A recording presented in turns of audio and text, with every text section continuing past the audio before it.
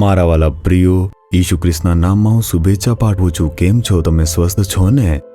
આજની સવાર તમારા માટે કેવી છે? શું તમે આનંદિત છો? શું તમે ખુશ છો?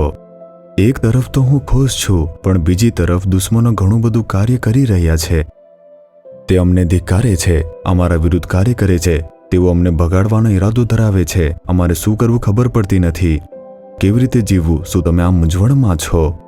દરેક લોકોને આ સમસ્યાનો સામનો કરવો પડશે.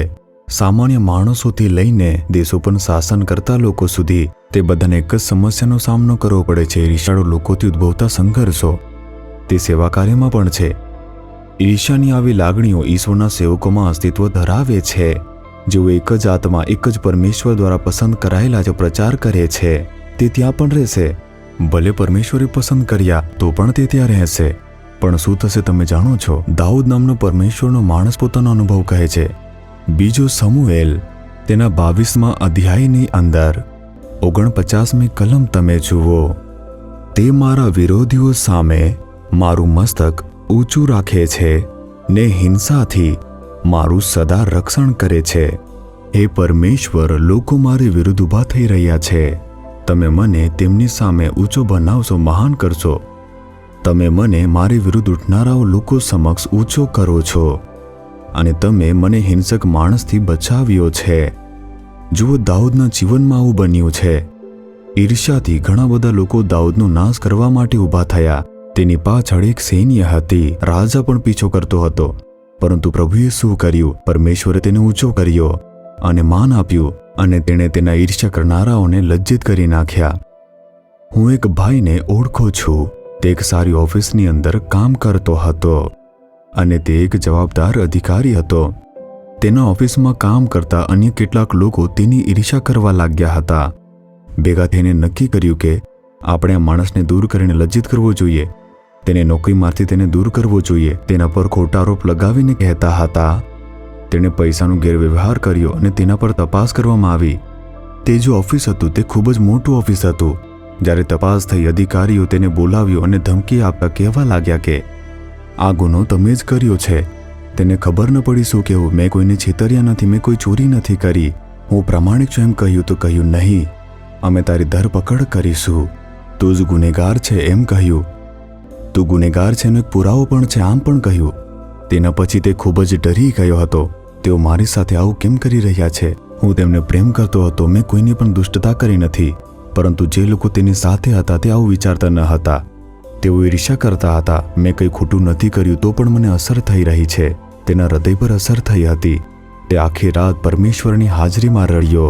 તે પરમેશ્વર પાસે ગયો, આંસુ વહાવ્યા. મને ન્યાય કોણ આપશે? હું કોને જઈને આ કહી શકું છું? મારું અપમાન કરવામાં આવે છે. હું ગુનેગાર તરીકે ઊભો છું. તેઓ મને નાશ કરવાનો પ્રયાસ કરી રહ્યા છે. હે પ્રભુ, મને મદદ કરવા કોઈ નથી. તેણે આખી રાત પ્રાર્થના કરી. સવાર સુધી એક શાંતિ મળી ગઈ.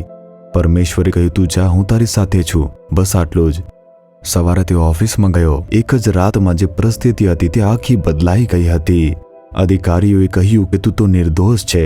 અમે લોકોએ ગુનેગારને શોધી કાઢ્યો છે. તમારો જ પોતાનો મિત્ર, તમારો સહાયકાર, જેને તમે પ્રેમ કરતા હતા, આજે ચાલાકી છે તેમની જ છે.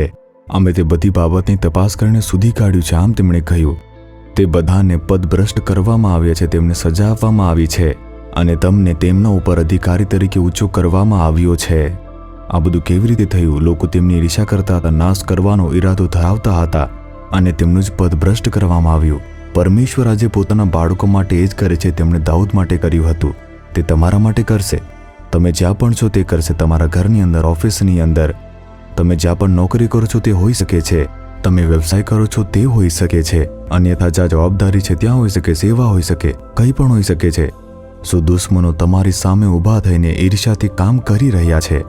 યુવા તમને એટલા ઊંચા બનાવશે, માન આપશે કે તેઓ લજ્જિત થઈ જશે. વિશ્વાસ કરો. હે પરમેશ્વર, દાઉદના પરમેશ્વર, તમે મારા પરમેશ્વર છો. તમે દાઉદ માટે જે કર્યું આજે મારા માટે તે કરો.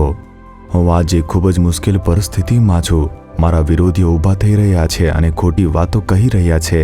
તેઓ મને દુઃખ પહોંચાડે છે, લજ્જિત બનાવે છે અને પીડા આપવાનો પ્રયાસ કરી રહ્યા છે. તમે ન્યાયી પરમેશ્વર છો. તમે મને ન્યાય આપશો. તમે મને તેમનાથી ઊંચો બનાવશો અને માન આપશો. પ્રભુ, હું એક ચમત્કારિક પરિવર્તન જોવા જઈ રહ્યો છું. આજે એક ચમત્કારની અપેક્ષા રાખું છું. ઈશુના નામમાં હું પ્રાર્થના કરું છું. Amen, amen. Jesus redeems Gujarati YouTube ચેનલને સબસ્ક્રાઇબ કરો.